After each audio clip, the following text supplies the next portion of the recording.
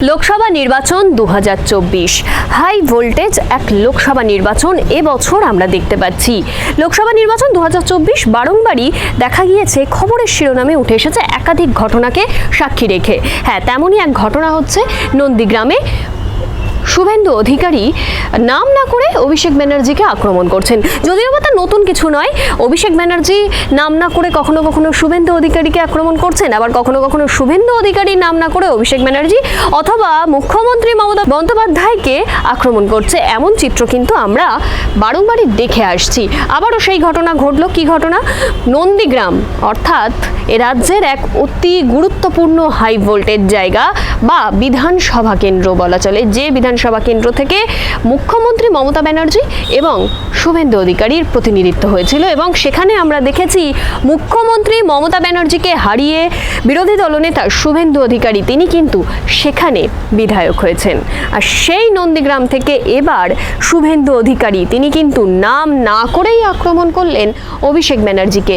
তিনি কি বললেন? তিনি নন্দীগ্রামে তমলুক লোকসভা কেন্দ্রের বিজেপি প্রার্থী অভিজিৎ গাঙ্গুলির সমর্থনে এক জনসভা করেন। সেখানেই অভিজিৎ গাঙ্গুলি তার সমর্থনে হওয়া জনসভায় শুভেন্দু অধিকারী অভিষেক বন্দ্যোপাধ্যায়কে আক্রমণ করলেন। তিনি কি বললেন? তিনি বললেন 2006 সালে নন্দীগ্রামে আন্দোলনে এই মা বেটা কোথায় ছিল? 2006 সাল থেকে 2011 সাল পর্যন্ত লড়াই এদেরকেই কেউ দেখা যায়নি। 2007 সালে 14 মার্চের পর মমতা বন্দ্যোপাধ্যায় সকালবেলা নন্দীগ্রামে এসেছিল মাথা ঘোরার নাটক করে কলকাতা ফিরে যান। শুধুমাত্র সনাতনীদের ভোট নয়, নন্দীগ্রামবাসীর জন্য অর্থাৎ ভারতবাসীর ভোটে বিজেপির প্রার্থী অভিজিৎ গাঙ্গুলিকে সেখান থেকে বিপুল ভোটে জয়ী করার বার্তা কিন্তু শুভেন্দু অধিকারী দিলেন।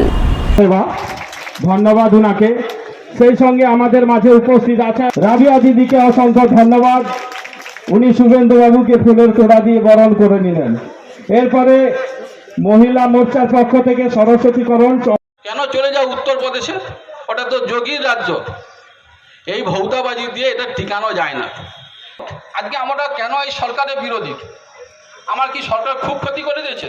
ব্যক্তিগত না, মমতা ব্যানার্জি বলে আমার নাকি বাপ বেটার কোনো ভূমিকা নেই।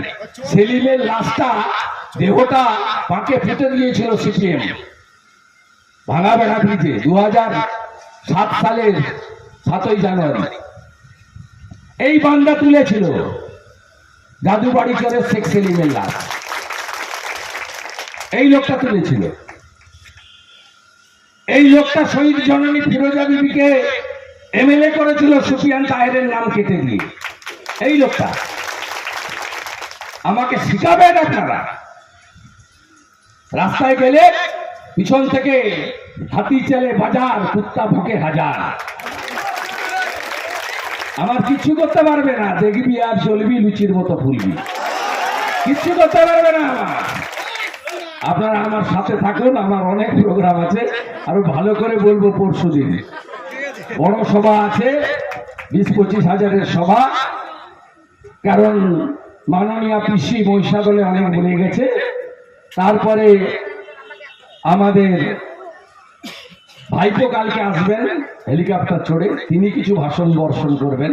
পকেটে হাত ঢুকিয়ে তোর বাপকে ডাক, এরকম করে তোর বাপকে ডাক, পকেটে হাত ঢুকিয়ে। এত অসভ্য খালি মাল।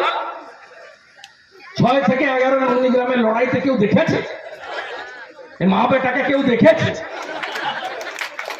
14 মার্চের পরের দিন সকালবেলা এসেছিল, বলছে মাথা ঘুরে গেছে, অন্ধকার বলে অজ্ঞান বলে ছুটে পালিয়ে। হাত কাটবো আমি, কই খাবে তুমি? সঙ্গে আছেন তো? আছেন তো? ভোট 1 নম্বর বোতামে দেবেন তো? আমি আবারও বলি, শুধু সনাতন হিন্দুদের ভোটে নয়, সবাই মিলে আমরা ভারতবাসীর ভোটে, নন্দীগ্রামবাসীর ভোটে আমরা সবাই ভোটার, মাঝখানে কোনো প্রাচীন নেই। একসঙ্গে জেতাবো এবং কমসে কম 30,000 লিড অভিজিৎ গাঙ্গুলি যাতে নন্দীগ্রাম থেকে পায় সে ব্যবস্থা আপনারা করবেন।